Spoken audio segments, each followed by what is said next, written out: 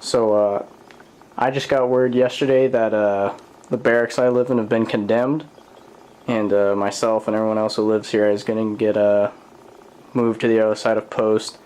I did a video a while back about my barracks room and some of the video game collection stuff I had at the time. I just wanted to do one more since a lot has changed since that last one, and a lot of the stuff that I have here is probably either going to stay in boxes for a little while or get shipped back home, because the new rooms we're going to are much smaller than this. But yeah, I just wanted to focus on my collection this time. I mean, there's really not much to say about this place, and you got fridges and a sink over there across the other side of that wall, and not that exciting. But I guess we'll start with the coffee table. So I got my #1 laptop. I got a second one over there. It's really just a workstation now for making Word documents and slideshows, things like that. This one has like a bunch of games. I use it for YouTube, watching movies, things like that. And yeah, like run Steam and everything through this. I've got an AVS, which is a modern NES system that has HDMI output.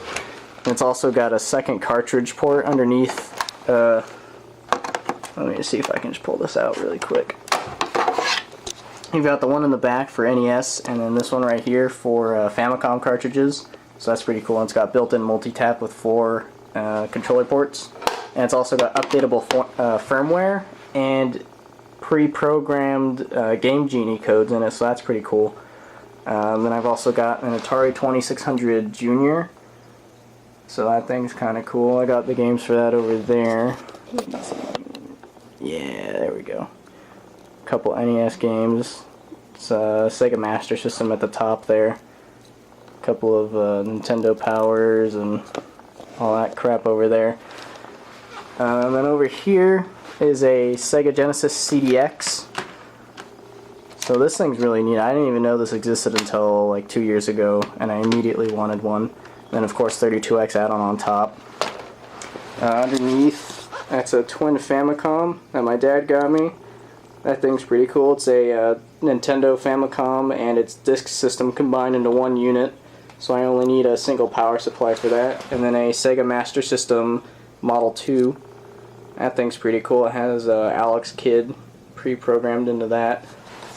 Might as well show this drawer really quick, since it's got most of my NES games, all of my Super Nintendo, and most of my Genesis games in there. So there's all that crap.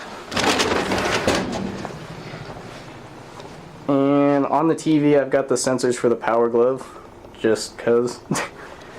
Wii U, Sega Dreamcast, PS2 Slim, Xbox One, PC Engine, which is the Japanese version of the TurboGrafx 16. My favorite console, the 64, this is the same one I've had since I was a kid. GameCube with the GBA player, Super Nintendo Model 101 or SNES Junior, whatever, and Sega Saturn. I really love this thing. That thing's really cool. Virtual Boy with this little dust cover on it because it came with that. Up here I've got a couple of games. I don't know, just stuff that's in boxes that I thought I wanted to display. These two are actually really important because you got E.T. for the Atari, which kind of kicked off the video game crash of 1983, and Night Trap, which is one of 3 games that led to congressional action that led to the creation of the ESRB, so that's kind of cool. And of course Star Fox, because it's my favorite. TurboGrafx 16 and PC Engine games. These are going to be in a binder. I just don't have the binder yet. I got these are like baseball card sleeves, and they fit perfectly into that, so I thought that would work, and it did. Game Boy Horror, like in Luigi's Mansion. I got this off of eBay, so that's kind of neat. Fuck it. Yeah, like I said before, secondary laptop. Don't really use it for much anymore. And over here, I got a Sega Nomad. So that's pretty neat. I was playing, I use that to watch TV and play Mega Man The Wily Wars at the same time. Just cause.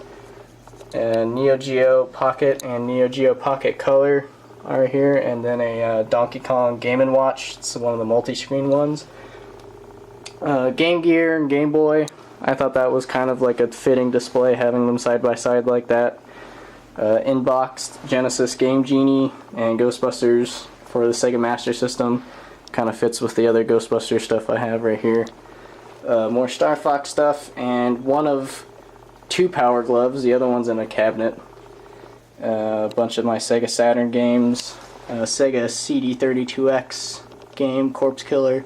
I think this is Wolfchild. That game's pretty cool. 2 broken PS1s. I was going to take parts from one to fix the other, but I never got around to that. Xbox One controllers. And here's all Wii U and Wii games. GameCube. I got some pretty good games on that. Oh, and then this holds the Game Boy Player disc. I guess that's in the GameCube right now. All my 64 games. Where the hell is Star Fox? Star Fox isn't in there. There it is in the back. My favorite. PS1 and 2. Got a couple of good games on that. Inboxed Genesis games and Sega Dreamcast games. Actually in here, yeah, I think I have all 3 Sonic games and Michael Jackson's Moonwalker in the box. And this is my imports drawer, so I've got Super Famicom, Famicom Disk System, like there's Mario 2, and then a couple of Japanese Sega Saturn games. So that's pretty neat, because I have a, what is it called? Action Replay 4 Plus. It adds memory and disables the region lock on the system. So that was kind of cool. If you get a Saturn, I highly recommend getting that. A couple of freaking record player, Vader Zim comics, and the Sonic Mega Man comic crossovers. I think from the first one, a couple of video game history books. So, yeah, that's pretty much all the stuff. I've gotten a lot more since I did that last video. I think I've gotten 5 or 6 more consoles since last time. I know when I did that video, I was either using the Retron 3 or one of the Super Retro Trios I had, but I wanted to switch to original hardware, and I did. For a while, I had a NES top loader right here before I got the AVS. This is actually fairly new. I got it a couple months ago. When I first learned about it, I immediately wanted it because HDMI output, and I can play, you know, it's completely region free. I can play European, Japanese games on it, and I'm not limited to just 30 games in HD like I would be with the NES Mini, so really worth the buy on that thing. And yeah, I love all this stuff, so I mean that's why I, you know, started collecting it all. Over here I have, I've actually had this case since I was a kid, and inside of it is my original Game Boy Color. I can't really do this one-handed, so hold on. Yeah, there's my original Game Boy Color. I still use this occasionally, actually. But most of the time I actually just use the that Game Boy Horror, because that has a built-in backlight. These are my badges from when I went to the Portland Retro Gaming Expo in 2015 and 2016. That place was really cool. My Game Boy Advance SP is in that thing.